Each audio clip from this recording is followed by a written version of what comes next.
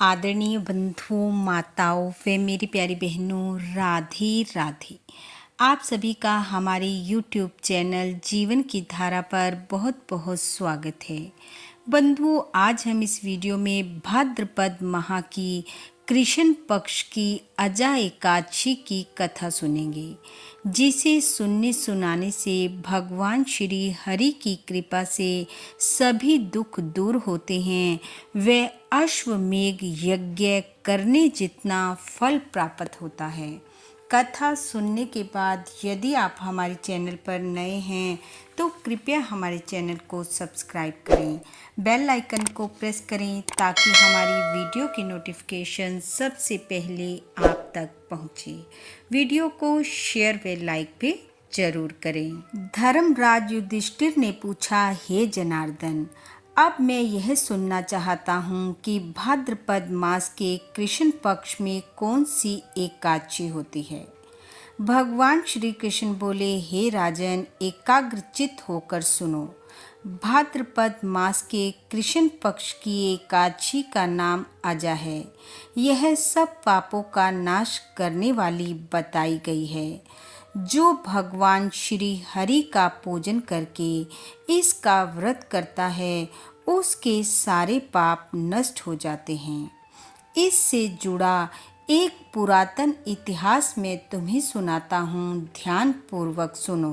प्राचीन समय में अयोध्या नगरी में एक चक्रवर्ती राजा राज्य करते थे, जिसका नाम हरिश्चंद्र था।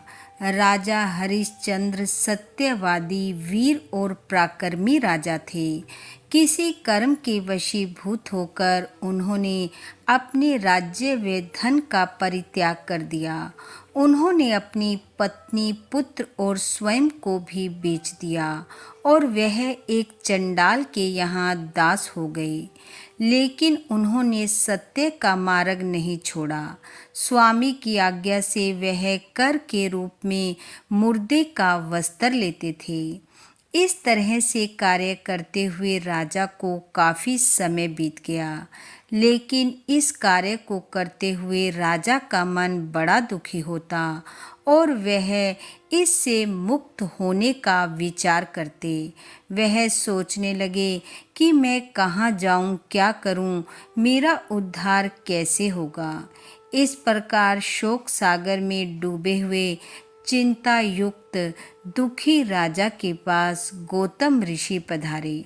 ऋषि को देखकर राजा ने उनको प्रणाम किया और हाथ जोड़कर ऋषि को अपने दुख का वृत्तांत बताया और कहा कि हे ऋषिवर, मेरे दुखों का अंत कैसे होगा।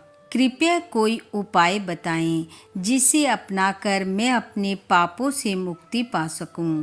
यह बात सुनकर ऋषि ने राजा को कहा कि तुम भादो माह के कृष्ण पक्ष की अजा एकादशी का व्रत करो, कथा का श्रवण करो, जिससे तुम्हारे सब पाप नष्ट हो जाएंगे। और भाग्यवश आज से ठीक 7 दिन बाद अजा एकादशी का व्रत है।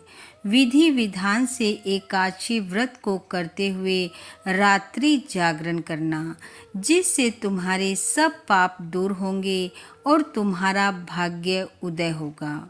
इस प्रकार राजा को कहकर गौतम ऋषि अंतर ध्यान हो गए। ऋषि के कहे अनुसार राजा ने विधि विधान से एकादशी व्रत व रात्रि जागरण किया। व्रत के प्रभाव से राजा के पाप नष्ट हुए, उनके दुख दूर हो गए।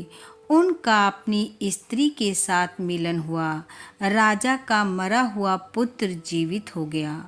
देवताओं ने नगाड़े बजाए, आकाश से फूलों की वर्षा हुई।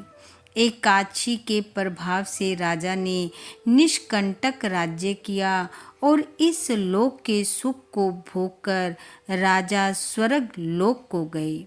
इस व्रत के प्रभाव से जो कष्ट बहुत वर्षों तक भोगने योग्य हैं, वह शीघ्र ही नष्ट हो जाते हैं। इस प्रकार जो भी मनुष्य भक्ति पूर्वक श्रद्धा के साथ इस व्रत को करते हैं, इसकी कथा को पढ़ते व सुनते हैं वह निश्चय ही सब पापों से छूटकर स्वर्ग को जाते हैं। बोलो भगवान श्री हरि की जय। बंधुओं, भगवान श्री हरि की कृपा आप व आपके परिवार पर सदैव बनी रहे। आपका घर आंगन खुशियों से महकता रहे।